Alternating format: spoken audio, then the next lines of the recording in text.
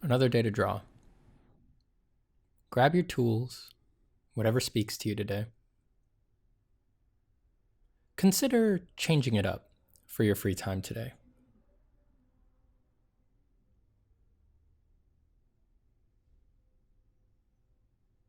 Switching to a new tool is a great way to get through the initial scrape with the first few minutes of drawing.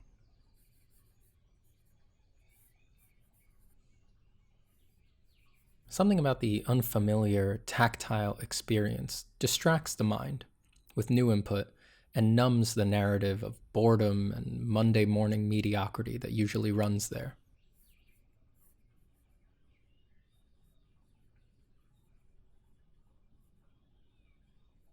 Use the mind's special interest in change to your advantage.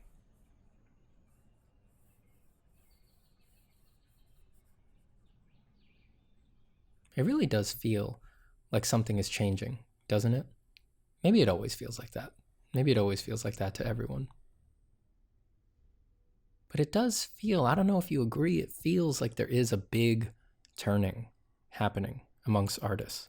Which again, I guess that shouldn't be surprising, right? Artists are in the business of changing and pivoting and doing new things. It feels like we're all trying collectively to take a big step. Am I barking up the wrong tree here? Feels like people want more from their practice these days. Maybe more is the wrong word, and they want something different from their practice.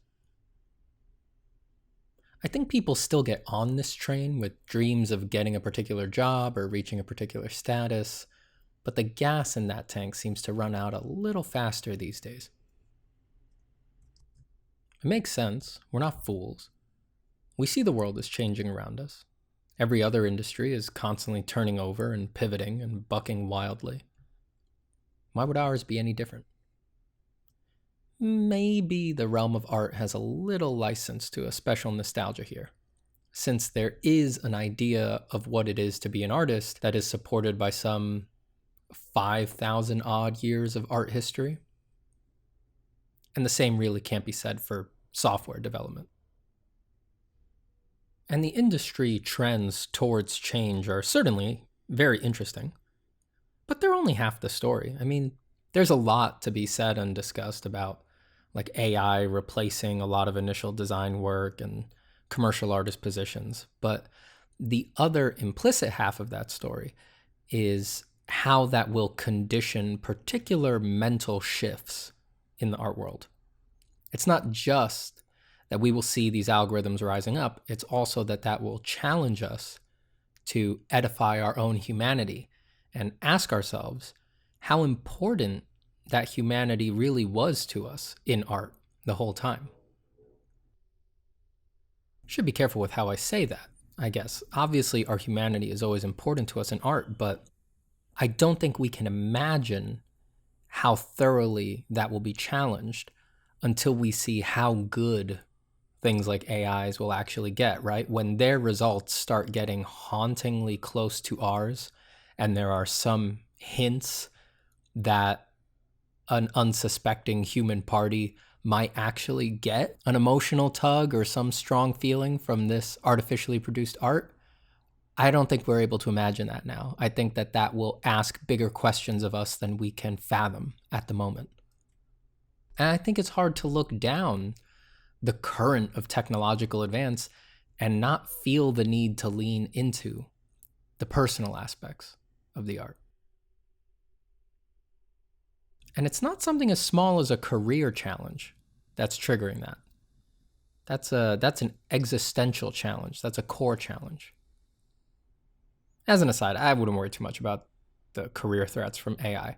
If they take over the iterative or incremental parts of design, you just go up a level to be the person wielding the AI and having the larger, leaping, bounding ideas. And if that stuff goes too, well, it's not your problem once it crosses that threshold. It's everyone's problem at that point. The artists are the least of our economic concerns, but we'll cross that bridge when we get to it.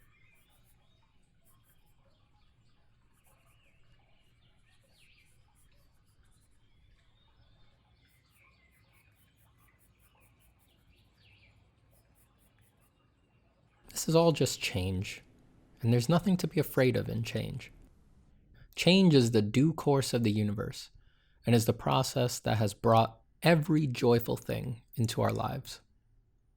Besides, artists are masters of change. Seen as a process, the skill of drawing is the skill of very carefully controlling the nature of changes occurring to a piece of paper over a period of time.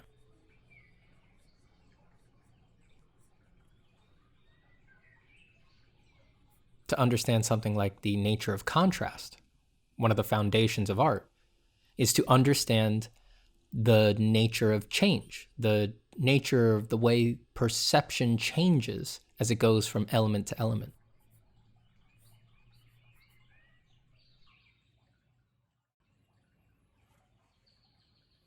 All the skills of draftsmanship actually teach you something of the nature of change, and those natures are universal.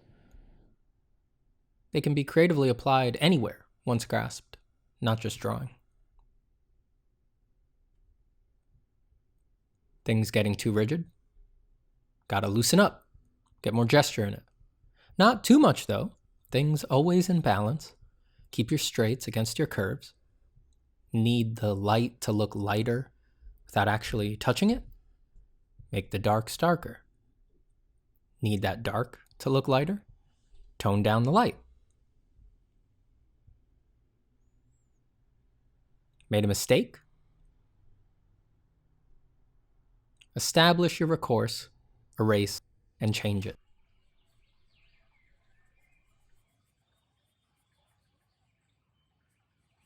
Know that the process contains changes that can be unexpected. Lines and forms that seem absurdly over-energetic or exaggerated. You refine them a bit and they fall flat. Lesson there. Always go a little further than you think you need to, because change will happen.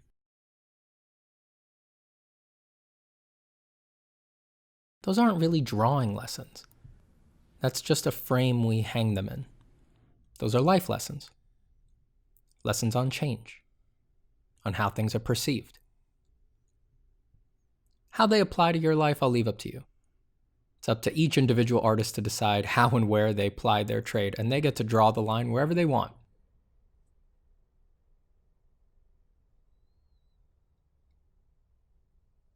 But don't tell yourself the mind that has been taught to intake, abstract, edit, output, and beautify something as foundational as visual impressions is not well capable of doing it to other things, including itself. Learn to trust this ability within yourself.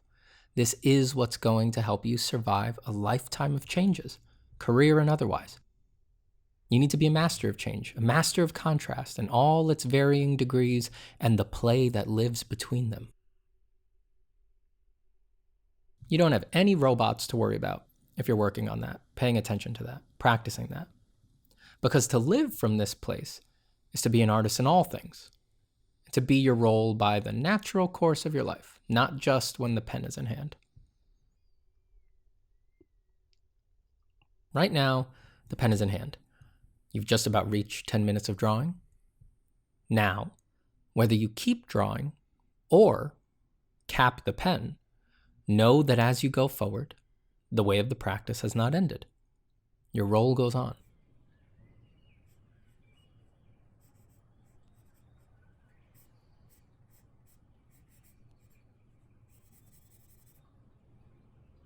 Wherever you go, you witness the nature of that place.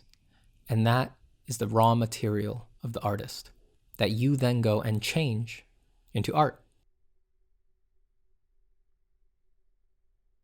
Even if you're working on things completely wild and fantastical, you can't even imagine, you can't fathom how closely linked it is with your experience. Thank you for practicing art today. You're keeping this ancient dream alive. The dream that people might have enough support, enough food, and enough time to spend a little time each day for themselves in a place that is all themselves. How very unselfish of you. That's a great dream to keep in the world. Let's draw again soon.